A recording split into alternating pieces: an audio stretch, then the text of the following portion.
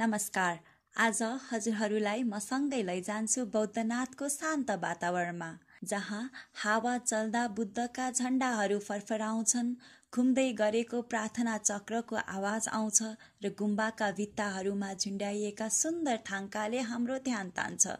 मेरो आजको प्रस्तुति नेपालको थाङ्का इतिहासदेखि आधुनिकतासम्म विषयमा केन्द्रित रहेको छ। म पुगे नेपालकै पुरानो कला विद्यालय मध्ये एक सारा एन्टरप्राइज, जहाँ कलाकारहरूले कलालाई जीवन दिन्छन्। भित्र छिर्ना साथ मैले रङ्गीन संसारमा पाइला राखे जस्तो महसुस गरे। हातमा सानो ब्रस लिएर कलाकारहरू थाङ्का बनाउन व्यस्त थिए। मैले एक कलाकारलाई सोधे, दाई, हजुरले थाङ्का बनाउन थाल्नु भएको कति वर्ष भयो? उनले मुस्कुराउँदै भने, 7 वर्ष। 7 वर्ष भयो।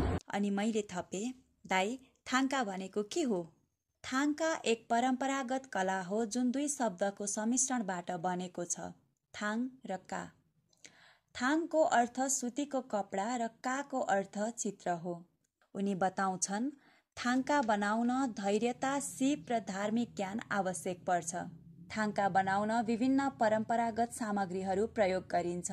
सुरुमा सुतीको कपडालाई काठको फ्रेममा तन्काएर गोँद र कमेरोले लेप गरिन्छ। सुकाएपछि यसलाई दह्रो बनाइन्छ अनि बल्ल मात्र त्यो कपडा चित्र कोर्नको लागि तयार हुन्छ। रुखबाट निस्किएका चोपलाई जम्मा पारेर त्यसलाई उमालेर चक्को जस्तो आकार दिइन्छ अनि मात्र त्यसलाई चित्रको बाहिरी रूपरेखा कोर्न प्रयोग गरिन्छ। साँच्चै नै एउटा उत्कृष्ट चित्र तयार पार्नलाई सिप अनि धैर्यताको आवश्यक पर्छ। थाङ्का चित्र कोर्न जटिलता अनुसार केही हप्तादेखि केही महिनासम्म लाग्न सक्छ। एउटा रोचक कुरा के छ भने थाङ्कामा अनुहारको भाग सबैभन्दा अन्तिममा कोरिन्छ, जसलाई देवताहरूको आँखा खोल्ने विधिको रूपमा लिइन्छ। के तपाईले कहिले गुम्बामा झुन्ड्याइएको रङ्गी-चङ्गी कपडाको चित्र देख्नुभएको छ? यदि छ भने त्यो थाङ्का हुन सक्छ, किनभने थाङ्का चित्रकला बौद्ध धर्ममा धार्मिक, सांस्कृतिक र पारिवारिक परम्परामा धेरै तरिकाले प्रयोग गरिन्छ। यसलाई जन्मदेखि मृत्युसम्म विभिन्न अवसरहरूमा प्रयोग गरिन्छ। जसरी हिन्दू धर्ममा विभिन्न प्रकारका मोतीका औँठी प्रयोग गरिन्छ, त्यसै गरी बौद्ध धर्ममा पनि यसलाई ग्रहसँग तुलना गरेर विभिन्न चलन अनुसार विभिन्न थाङ्का प्रयोग गर्ने गरिन्छ। आजको युगमा थाङ्का गुम्बा र मन्दिरमा मात्र नभई घरको सजावट, होटल र सङ्ग्रहालयहरूमा पनि राख्न थालिएको छ। थाङ्का पुरानो चित्रकला भए तापनि अहिलेको डिजिटल थाङ्काले बिस्तारै ओझेलमा पार्दैछन्। यसलाई पोस्टर, गिफ्ट आइटमका रूपमा समेत व्यावसायिक रूपमा बेच्न थालिएको छ।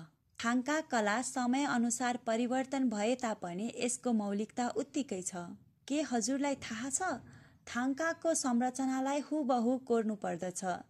भन्नुको मतलब यसलाई फरक फरक आकार दिए तापनि यसको संरचनालाई परिवर्तन गर्न मिल्दैन।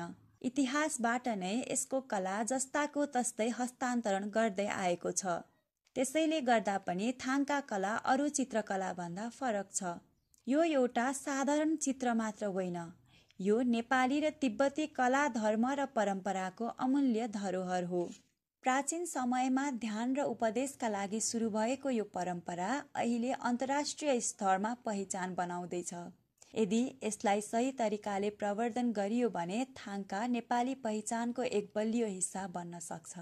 त्यसैले थाङ्का हेर्दा केवल एउटा कलाको रूपमा मात्र नभई धर्म, ध्यान र जीवनको मार्गदर्शनको रूपमा बुझ्नुपर्छ।